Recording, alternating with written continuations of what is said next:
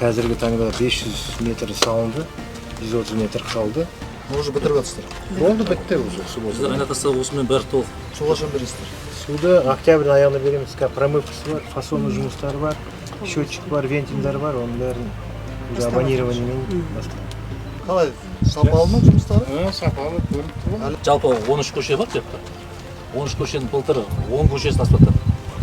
Биылға 3 көшені асфальттандық, бұл жақта 100% асфальт көше. Столдардың бәрі сепкамен жаңасын ауыстырып берді. Көшенің освещениесі бар, ашық айтылған. Судың бәрі тартылды, тек қана осы жерде біз навоз тұрады, сумен екі газ ғана.